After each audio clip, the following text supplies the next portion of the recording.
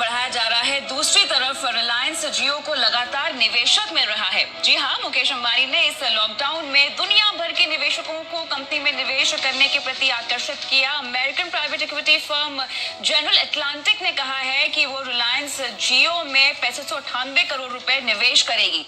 पिछले 4 सप्ताह में कंपनी ने ये चौथा निवेश होगा और रिलायंस ने 4 हफ्ते में देखा जाए तो चौथी बड़ी डील यहां पर की है। रिलायंस जियो में जनरल अटलांटिक का 1.34% हिस्सा जो है वो खरीदा जाएगा और रिलायंस जियो ने 4 डील के जरिए अब तक 67,000 करोड़ से ज्यादा जुटा लिए हैं। और इससे पहले फेसबुक, विस्टा इक्विटी पार्टनर्स और सिल्वर लेक कंपनी में बड़ा निवेश कर चुकी है। जनरल अटलांटिक का ये एशिया में सबसे बड़ा निवेश होगा। लेकिन चलिए, इस पूरी खबर पर हम विस्तार से बात करेंगे। हमारे साथ पैनल पर हमारे प्रबंध संपादक शैलेंद्र भटनागर, सहयोगी असीम मनचंदा और यतिन मोता जुड़ रहे हैं। आप सभी का स्वागत है। असीम, सबसे पहले मैं आपके पास आऊंगी क्योंकि आप हमें खबर की बारीकियां बताएंगे। बताएं डील के बारे में क्या तमाम इंफॉर्मेशन है आपके पास। देखिए, जनरल अटलांटिक ने जो है 1.34% स्टेक जो है रिलायंस जियो प्लेटफॉर्म के अंदर जो है वो खरीदा है। करीबन 6,598 करोड़ रुपए में स्टेक जो है वो उसने लिया है और ये एक महीने के अंदर करीबन ये चौथी इन्वेस्टमेंट जो है हमें जियो प्लेटफॉर्म्स के अंदर जो है देखने को मिल रही है। सबसे पहले फेसबुक ने 9.9% स्टेक जो है वो खरीदा था। उसके बाद सिल्वर लेक्स जो एक प्राइवेट इक्विटी फर्म है उसने स्टेक खरीदा। उसके बाद वेरिटास इक्विटीज फर्म ने अंदर स्टेक जो है वो खरीदा। तो ये चौथी इन्वेस्टमेंट जो हमें देखने को मिल रही है। तो करीबन 17,000 करोड़ रुपए का एफडीआई जो है वो डायरेक्टली इंडिया के अंदर जो है इसके अंदर आ रहा है और करीबन 14.7% के आसपास का स्टेक जो है अब इन 4 कंपनियों ने जो है रिलायंस जियो प्लेटफॉर्म के अंदर जो है वो खरीदा है। तो इससे खासा फायदा जो है जियो को भी होने वाला है। अभी फेसबुक की जो टेक्नोलॉजी है वो जियो इसका इस्तेमाल जो है वो भी करेगा। दोनों कंपनी ने एक एग्रीमेंट जो है वो भी साइन किया था कि दोनों एक दूसरे की टेक्नोलॉजी का एक्सेस जो है वो देंगे। तो खासतौर पर जिस तरह की फेसबुक की टेक्नोलॉजी है, व्हाट्सएप की टेक्नोलॉजी है, उसका इस्तेमाल जो है रिलायंस जो है वो करेगा। और रिलायंस जियो के अंदर जो है स्टेक दोनों फेसबुक ने खरीदा था तो उससे फेसबुक को भी सीधे सीधे फायदा जो होने वाला है। फेसबुक को एक बहुत बड़ी मार्केट का एक्सेस जो है वो मिलने वाला है। तो कुल मिलाकर के दोनों के लिए एक बेनिफिशियल डील थी।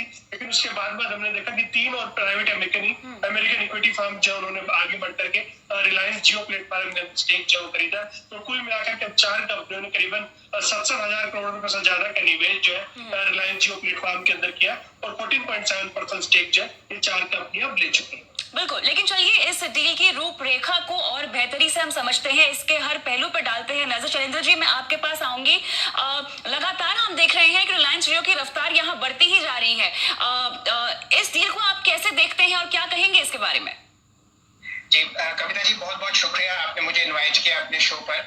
मैं बस ये बताना चाह रहा था कि 2-3 बातें अहम हैं और उसमें ये है कि आप पूरी इकोनॉमी में एक परेशानी के दौर से गुजरते हुए देख रहे हैं। कोविड की वजह से जो इकोनॉमिक चक्का है वो रुका हुआ है, लेकिन ट्रांजैक्शंस का जो जोर शोर आप देख रहे हैं रिलायंस जियो पे, उसके पीछे 2 कारण हैं। एक, ऐसा प्लेटफॉर्म मिलना बहुत मुश्किल है आजकल के ग्लोबल बाजार में और उसके पीछे कारण ये है कि आप देखिए कि हमारे देश में लगभग 110 करोड़ मोबाइल यूजर्स हैं। उनमें से 38 करोड़ मोबाइल यूजर्स रिलायंस जियो के प्लेटफॉर्म पे हैं। पिछले 4 साल में ही ये हमारे देश का सबसे बड़ा टेलीकॉम सर्विसेज प्रोवाइडर बन चुका है। और अब कोविड के दौरान और शुरू से ही आप देख रहे हैं कि मोबाइल में डेटा यूसेज बहुत अच्छी तरीके से आपको बढ़ता हुआ दिखेगा। जो ये प्लेटफॉर्म तैयार किया गया है, जिस हिसाब से इसके पीछे टेक्नोलॉजिकल इनोवेशन है, उसमें जनरल इलेक्ट्रिक पार्टनर्स हो गया, विस्टा इक्विटी पार्टनर्स हो गया, सिल्वर लेक पार्टनर्स हो गया, फेसबुक हो गया, ये सबको एक ऐसा तैयार प्लेटफॉर्म मिल रहा है कि आप इंडियन मोबाइल ग्रोथ को बिल्कुल बहुत अच्छी तरीके से एकदम उसके साथ साझा हो सकते हैं और उसको बहुत लंबी अवधि के लिए खेल सकते हैं। कविता जी, आप, मैं, जितने भी हमारे दर्शक हैं, जो भी फिलहाल पैनल पे हैं, आप देखिए कितना हमारा डेटा यूसेज पिछले 3-1 महीने में बढ़ा है। हम सब लोग घर से जुड़े हुए हैं फिलहाल, आपके अलावा आप स्टूडियो में हैं और आप देखिए कि सब कुछ डेटा पे हो रहा है और ये डेटा यूसेज अगर आप RIL के क्वार्टरली नतीजों में देखें तो बहुत शानदार तरीके से बढ़ा है। एवरेज रेवेन्यू पर यूजर आपको बढ़ता हुआ दिखा है। तो ये कुछ ऐसे गाइड पोस्ट्स हैं जिस वजह से रिलायंस जियो जैसा अट्रैक्टिव इन्वेस्टमेंट आपको पूरी दुनिया में शायद मिलना बहुत ही मुश्किल और बहुत ही कठिन है। इसीलिए जनरल इलेक्ट्रिक पार्टनर्स ने फिलहाल 6600 करोड़ आपको रिलायंस जियो में लगाते हुए दिखे हैं 1.34% स्टेक लेने के लिए। कविता जी। शैलेंद्र जी, हम यहाँ पर जनरल अटलांटिक के बारे में भी थोड़ा सा बात करना चाहते हैं, क्योंकि इस डील की रूपरेखा आपने हमें काफी हद तक समझा दी है, लेकिन इस कंपनी के बारे में भी दर्शकों को जानना होगा कि ये कितनी बड़ी कंपनी है और इसका कितना बड़ा स्टेक यहाँ पे खरीदा गया। अगर मैं डील के मुताबिक समझना चाहूँ तो ये कितनी बड़ी डील है, भारत में ही नहीं पूरे एशिया में? तो ये मान के चलिए Kavita ji, general Atlantic partners जो हैं गिनी चुनी पहली 5 ग्लोबल वेंचर कैपिटलिस्ट कंपनीज में से माने जाते हैं। अमेरिका की ये कंपनी है और एशिया का जो सबसे बड़ा ट्रांजैक्शन उन्होंने अपने पोर्टफोलियो में किया है वो रिलायंस जियो में किया है। इनके कुछ और चुनिंदा आपको इन्वेस्टमेंट्स इंडिया में दिखेंगे। नेशनल स्टॉक एक्सचेंज है, ऑनलाइन एजुकेशनल प्लेटफॉर्म है जिसका नाम है बायजू, एक ऑनलाइन गेटवे है पेमेंट्स का जिसका नाम है बिल डेस्क, आपके लिए काफी जरूरी एक फैशन डिजाइनर है अनीता डोंगरे। तो ऐसे कई उनके इन्वेस्टमेंट्स हैं और मैं ये मान के चलता हूं कि जो इन सब इन्वेस्टमेंट्स का मुकुट है वो आपको रिलायंस जियो दिखेगा।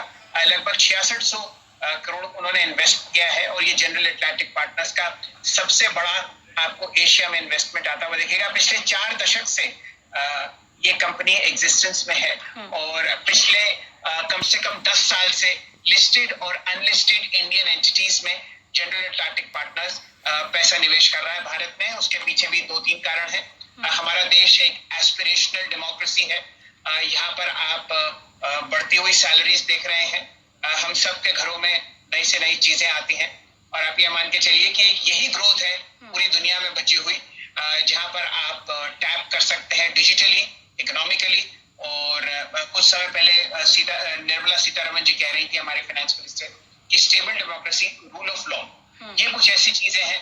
और एस्पिरेशनल इंडिया, जो बहुत सारा फॉरेन इन्वेस्टमेंट हमारे देश में आएगा, खासकर ग्लोबल डिप्रेशन को देखते हुए। कविता जी। ऑलराइट, हमारे साथ मार्केट एक्सपर्ट देवेन चौकसी भी यहाँ पर जुड़ गए हैं। देवेन जी, जो इतनी बड़ी डील हुई है जनरल अटलांटिक के साथ 1.34% यहाँ पे जियो प्लेटफॉर्म्स में ले लिया गया है, आप इस डील को कैसे देखते हैं? तो कविता, ये चीज के अंदर एक 2 चीज का मैं ऐड करूंगा। तो सबसे पहले आई थिंक जो रिलायंस ग्रुप है, they are basically bringing all the leaders into their investment portfolio.